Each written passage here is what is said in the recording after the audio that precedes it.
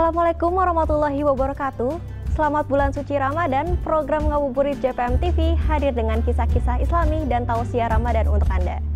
Bersama saya Farah Adelin.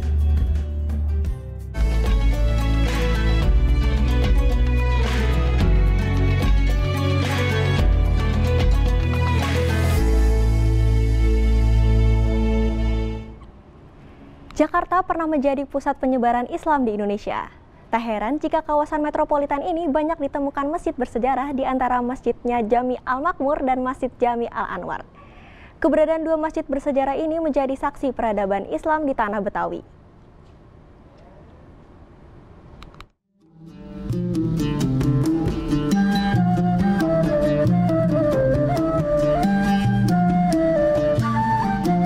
Berdiri sejak tahun 1890, Masjid Jami Al-Makmur merupakan salah satu dari 5 masjid tertua yang ada di ibu kota Jakarta.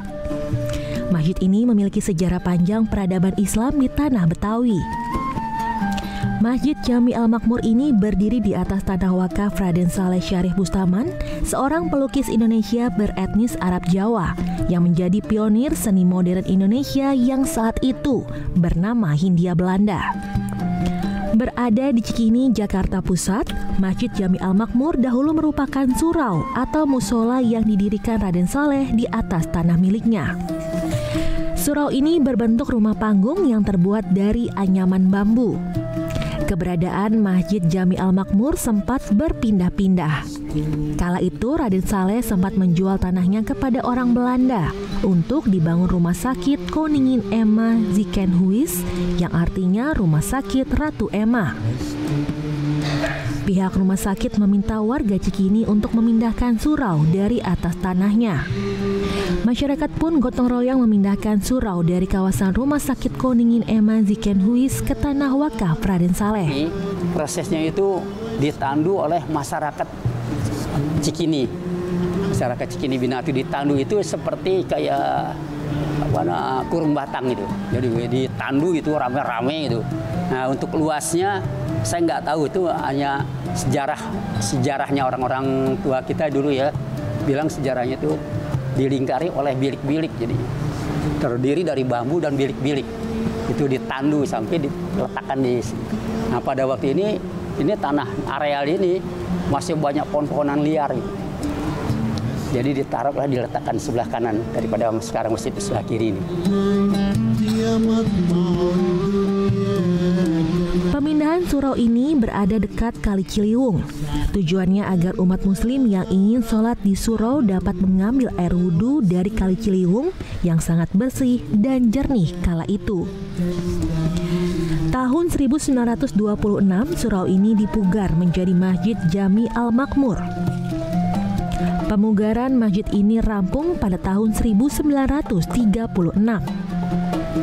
Arsitektur pemugaran Masjid Jami Al-Makmur dipengaruhi oleh budaya Tionghoa yang terlihat dari bangunan atap masjid yang mirip dengan bangunan kelenteng.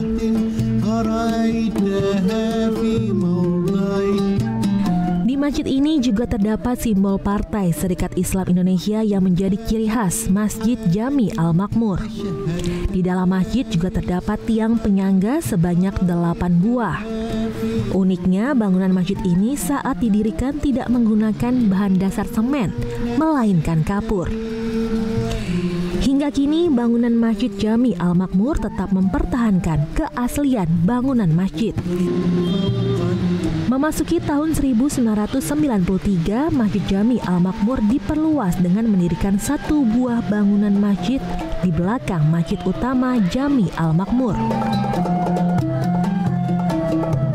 Pelebaran ini dilakukan karena Masjid Jami Al-Makmur tidak dapat menampung jemaah yang sholat di masjid ini. 1.220 meter persegi itu untuk menampung dengan kepadatan penduduk.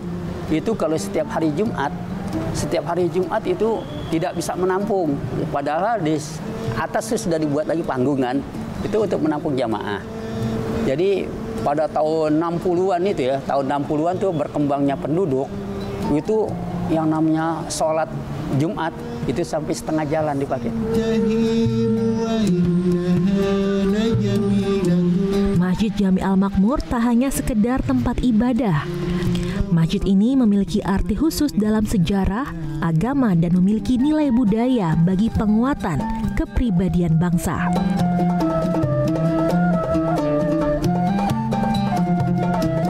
Selain Masjid Jami Al-Makmur yang memiliki sejarah panjang, Masjid Jami Al-Anwar atau yang lebih dikenal dengan sebutan Masjid Angke juga menjadi salah satu masjid tertua di Jakarta.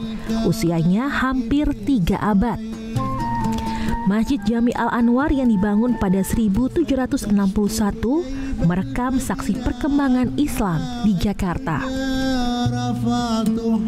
Dahulu masjid ini dijadikan tempat menyebarluaskan Islam di Batavia, nama DKI Jakarta kala itu. Masjid ini juga menjadi benteng tersembunyi dalam menyusun strategi melawan Belanda untuk mempertahankan kemerdekaan Indonesia. Ciri khas unik arsitektur masjid terlihat pada bangunan masjid yang menggambarkan simbol kebinekaan. Bangunan masjid ini memiliki gaya arsitektur dari etnis Jawa, Bali, Arab, Tionghoa, dan Eropa. Keunikan gaya arsitektur Masjid Angke ini juga menggambarkan kerukunan multikultural di kawasan Masjid Angke yang hidup damai, rukun, dan penuh toleransi tinggi antar umat beragama. Pintu gerbang Masjid Angke ini sudah disuguhi dengan pemandangan seni bangunan arsitektur ya. Ada seni Balinya di situ di pintu utamanya, kemudian dipadukan dengan gaya Eropa dan gaya Jawanya. Kalau kemudian jendela jeruji-jerujinya itu bergaya Eropa karena memang pada abad 17 itu Eropa sangat berpengaruh pada bangunan-bangunannya.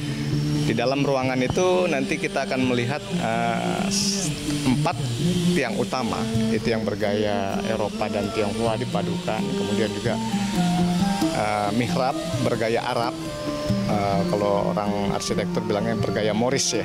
Nah, di situ bisa kita lihat. Kalau Tionghoanya lebih kental di bagian atap masjid.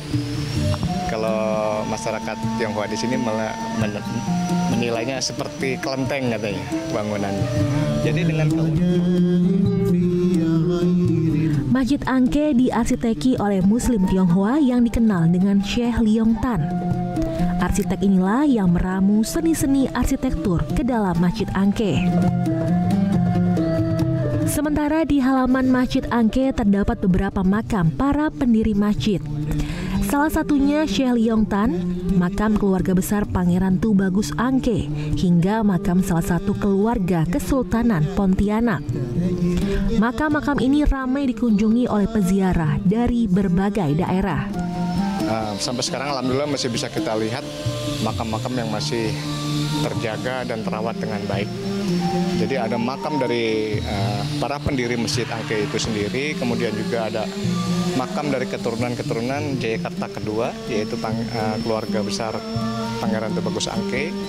Bahkan ada di makam sebelah timur itu salah satu keluarga dari Kesultanan Pontianak, Kesultanan Kadaria. Ada makamnya Syarif Hamid Al-Qadri. Alhamdulillah. Dengan sejarah panjang yang dimiliki Masjid Jami Al-Makmur Cikini dan Masjid Jami Al-Anwar Angke, keduanya telah ditetapkan sebagai bangunan cagar budaya DKI Jakarta yang merekam peradaban Islam di tanah Betawi. Tim Liputan JPM TV, Jakarta.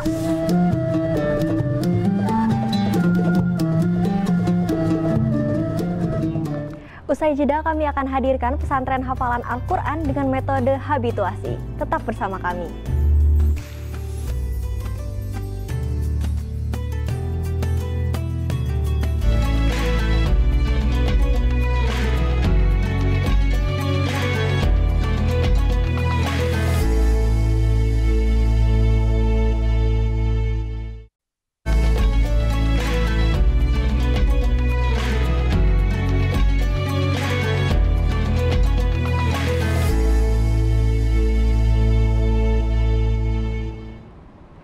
Di Sampang, Madura, Jawa Timur terdapat masjid yang unik dan bersejarah. Konon masjid itu dibangun pada masa kepemimpinan Adipati Pramono pada abad ke-15. Masjid ini dibangun hanya dengan senjata tombak dari waktu tengah malam hingga menjelang subuh.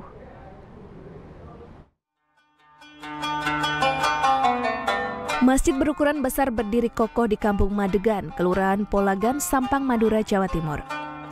Masjid ini pertama kali dibangun pada masa Adipati Pramono, penguasa Sampang pada tahun 1583. Menurut cerita warga di sana, masjid ini dibangun hanya dengan sebuah senjata berbentuk tombak dan dikerjakan hanya satu malam pada pukul 12 malam hingga azan subuh. Karena itu, masjid ini disebut Masjid Tibat. Yang membangun masjid tersebut adalah seorang pemuda santri asal Sumeneb yang diperintahkan oleh seorang Adipati Pramono untuk membangun masjid di Madegan. Tidak lama kemudian raja dibuat kaget saat terbangun pada tidurnya seketika mendengar azan subuh yang dikumandangkan dari masjid tersebut. Setelah melaksanakan tugasnya, santri meminta izin untuk masuk ke sebuah pohon sawo yang tertanam di halaman masjid. Kini, pohon itu berada di kawasan dalam masjid setelah beberapa kali telah dilakukan renovasi. Untuk mempertahankan keberadaannya, pohon sawo itu sekarang kondisinya sudah mati. Diberi pelindung dalam kurungan kaca supaya selalu bisa dilihat oleh para jemaah salat. Muatannya dari jam 12 malam sampai subuh selesai. Asalnya ini dindingnya gede kayu, terus lantainya juga kayu, terus atapnya juga kayu. Gitu. Nah, terus segini, habis itu kalau sudah selesai, dia langsung adzan subuh. Jadi raja itu kaget, sudah jadi, sampai yang buyut Sidi Langgar kaget juga, langsung jadi. Habis itu dia pamit sama raja mau masuk pohon sawo.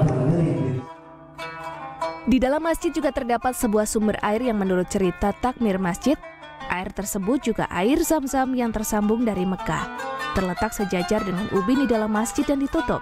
Konon, air tersebut digunakan untuk menyembuhkan beberapa penyakit. Bentuk masjid yang asli masih terlihat jelas jika disaksikan dari sebelah barat dengan kubah yang terbuat dari kayu. Di dalam masjid masih terdapat 4 tiang penyangga dari jati dan tiap-tiap tiangnya memiliki arti yang berbeda. Jika seseorang salat di samping tiang tersebut, maka harapannya bisa terkabul. Kisah menarik tentang masjid ini masih cukup banyak. Salah satunya, masjid ini juga digunakan oleh warga Madura untuk melakukan sumpah pocong jika di antara mereka berselisih paham. Ali Mudor, CTV Madura, Jawa Timur.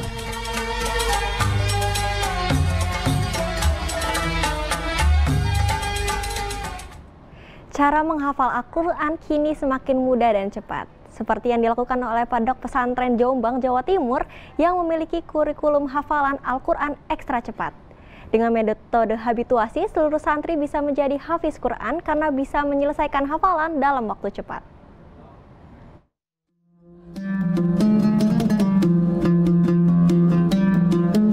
Beginilah latihan hafalan Al-Quran yang diterapkan Pondok Pesantren Hamalatul Quran di Desa Jogoroto, Kecamatan Jogoroto, Jombang, Jawa Timur.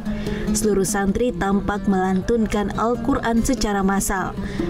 Mereka sedang menyelesaikan murokobah bacaan khataman Al-Quran mingguan yang ditargetkan pengasuh. Pesantren hafalan Quran yang diasuh oleh Kiai Haji Ainul Yakin ini memang spesialis mencetak hafiz dalam waktu cepat. Banyak santri sudah bisa lulus dalam waktu kurang dari 6 bulan, bahkan cucu wakil presiden lulus kurang dari 5 bulan.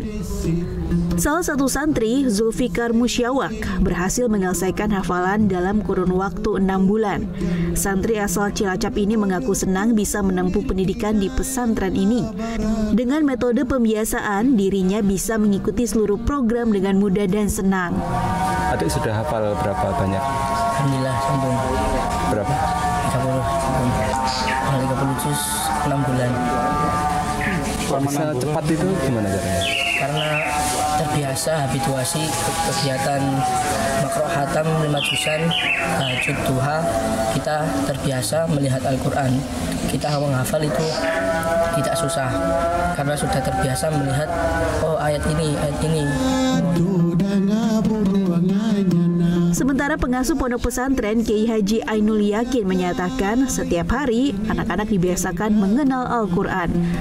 Selain harus muraqabah membaca satu hari 5 juz, anak-anak juga wajib mengikuti salat tahajud dan duha dengan pembacaan setengah juz. Dengan pola ini, anak lebih akrab dan mengenal seluruh bacaan kitab suci. Yang didukung oleh kemujizatan Al-Quran, walaqad yassarnal Quran lidzikri fahal mim muddakir. Itu janji Allah untuk dimudahkan bagi orang yang mau zikir itu.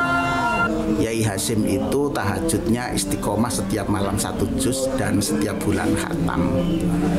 Oleh karena itu, karena hal ini menghasilkan sesuatu yang sangat istimewa, maka di Hamalatul Quran kita jadikan kurikulum wajib semua santri jamaah tahajud dengan makro setengah juz dan di setiap 2 bulan khatam. Sang pengasuh memastikan pendirian pondok pesantren ini lahir karena banyaknya peminat penghafal Al-Quran. Pesantren yang didirikan pada 2011 ini sudah memiliki ribuan santri yang tersebar di seluruh daerah. Seluruh santri bisa mengikuti pendidikan secara gratis tanpa dipungut biaya apapun. Saiful Mualimin, JTV, Jombang, Jawa Timur. Kami merekomendasikan Anda kuliner khas Timur Tengah yang berada di Jombang, Jawa Timur. Selama bulan Ramadan, nasi kebuli Palestina banjir pesanan karena banyak diminati warga Jember.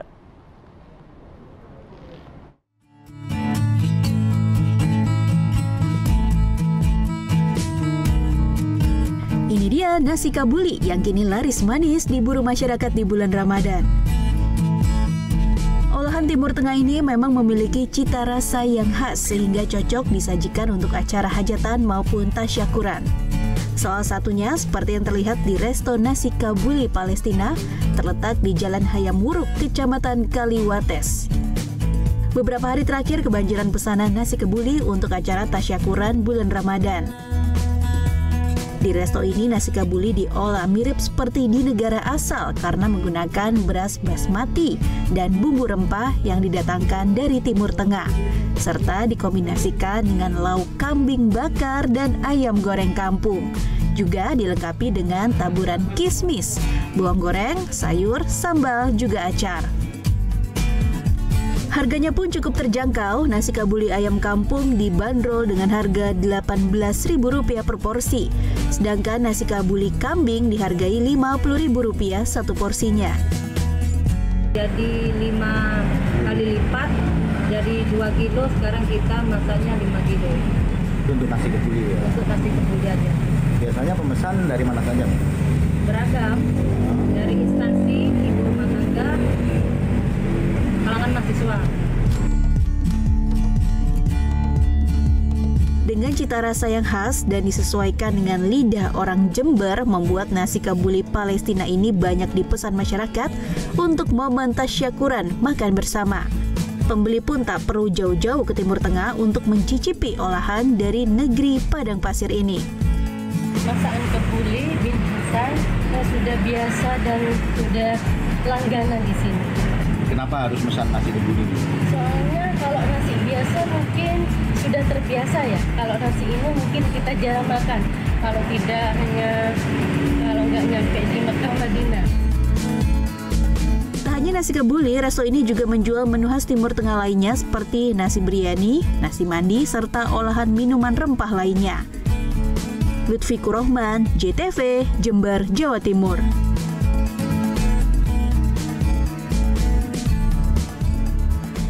Usai jeda, kami akan hadirkan tausiah Ramadan bersama Ustadz Iman Sulaiman. Tetap bersama kami.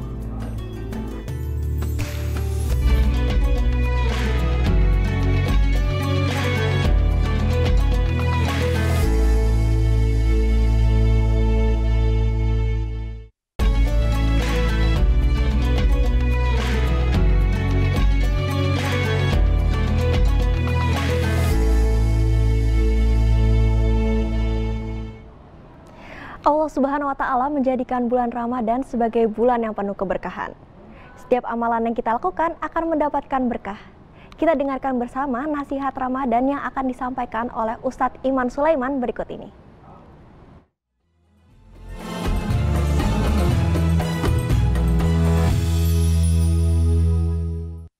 Bismillahirrahmanirrahim. Assalamualaikum warahmatullahi wabarakatuh. Alhamdulillahirabbil alamin. Wa bihi nasta'inu ala umurid dunya waddin. Wassalatu wassalamu ala asyrafil anbiya'i wal mursalin sayyidina wa maulana Muhammadin sallallahu alaihi wasallam wa ala alihi wa ashabihi wa man sara ala nahjihi ila yaumiddin. Amma ba'd. Qala Allah Ta'ala fil Qur'anil Karim, a'udzu billahi minasyaitonir rajim. Bismillahirrahmanirrahim. Ya ayyuhalladzina amanu taqullaha haqqa tuqatih wa la tamutunna illa wa antum muslimun. Wa qala Rasulullah sallallahu alaihi wasallam, ittaqillaha haitsuma kunta wa atbi'is sayyi'atal hasanata tamhuha wa khaliqin nas bi khuluqin hasanin. Para pemirsa dimanapun berada, alhamdulillah kita sudah memasuki bulan suci Ramadan, bulan yang mulia, bulan yang penuh dengan keberkahan dari Allah Subhanahu wa Ta'ala. Bulan Ramadan adalah bulan di mana Allah Subhanahu wa Ta'ala menjadi bulan yang mulia dan bulan penuh keberkahan.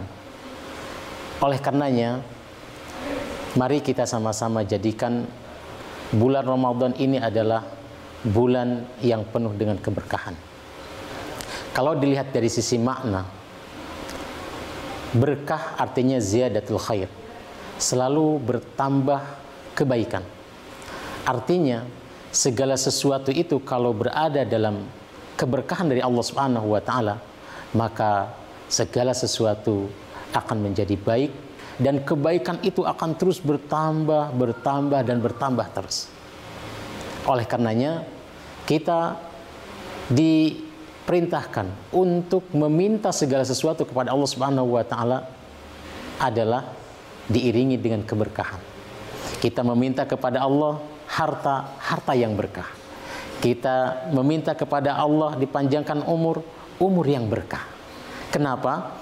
Karena kita meminta umur, kalau umur itu sudah berkah, berarti umur yang panjang itu kita berada dalam keberkahan, kebaikan demi kebaikan. Dan kebaikan ini tidak hanya dunia, melainkan kebaikan untuk akhirat. Para pemirsa azan ya Allah wa iyyakum. Mari kita jadikan bulan Ramadan ini adalah bulan untuk meraih keberkahan dari Allah Subhanahu wa Ta'ala. Artinya apa? Mari kita sama-sama lakukan segala sesuatu aktivitas yang baik. Sehingga dengan aktivitas yang baik ini kita berharap menjadikan datangnya keberkahan dari Allah Subhanahu wa Ta'ala. Kita jadikan di bulan Ramadan ini bulan untuk memperbanyak komunikasi dengan Al-Quran. Di bulan Ramadan ini kita gunakan untuk memperbanyak taqarrub kepada Allah Subhanahu wa Ta'ala dengan salat kita, ya, sudah jelas dengan saum kita. Kita jadikan di bulan Ramadan tahun ini bulan untuk memperbanyak sedekah. Kenapa? Karena sekali lagi bulan Ramadan ini adalah bulan untuk meraih keberkahan. Kita jadikan setiap amal yang kita lakukan ini adalah berkah. Karena itulah yang diharapkan oleh kita. Ziyadatul khair, bertambahnya kebaikan demi kebaikan. Kita ingin ketika kita melaksanakan sholat itu penuh dengan keberkahan. Kita ingin ketika kita mengeluarkan harta, maka ketika kita mengeluarkan harta yang kita makan, harta yang kita miliki itu menjadi berkah. Kenapa? Karena keinginan kita adalah harta yang kita miliki mendatangkan kebaikan demi kebaikan. Dengan kita bersilaturahim itu mendapatkan keberkahan harapannya. Kenapa? Karena dengan silaturahim Rasulullah SAW menyebutkan akan memperpanjang umur, dan kalau umur kita berkah berarti kebaikan demi kebaikan akan kita raih. Sekali lagi, mari kita jadikan bulan Ramadan bulan untuk meraih keberkahan. Dan kita jadikan sekali lagi setiap amalan yang kita lakukan itu menjadi berkah, dan kita memohon dan berharap kepada Allah Subhanahu wa Ta'ala untuk meminta segala sesuatu itu berkahnya. Para pemirsa azanillah wa iyyakum dimanapun berada. Keberkahan inilah yang diharapkan oleh kita. Karena tidak ada satupun di kalangan umat manusia yang tidak ingin bertambah kebaikan. Semua manusia di timur, di barat, utara, selatan berharap bertambahnya kebaikan demi kebaikan. Maka kalau ingin bertambahnya kebaikan, maka iringi segala sesuatu dengan keberkahan. Mudah-mudahan dengan segala sesuatu menjadi berkah. Umur kita berkah, hidup kita berkah, harta kita berkah, anak-anak pun juga mendapatkan keberkahan. Kalau anak yang menjalankan keberkahan, berarti keberkahan mereka menjadi anak-anak yang soleh. Maka sekali lagi, mintalah kepada Allah, iringi segala sesuatu dengan memohon keberkahan dari Allah Subhanahu wa Ta'ala.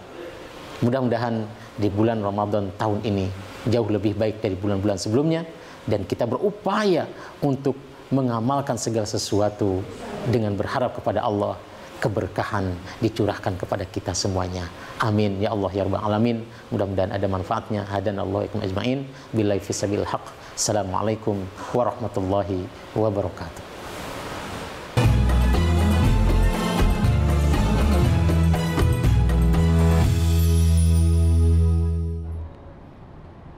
Pemirsa, usai sudah ngabuburit episode kali ini, saya Farah Adlin undur diri dari hadapan Anda. Selamat berbuka puasa dan sampai jumpa. Wassalamualaikum warahmatullahi wabarakatuh.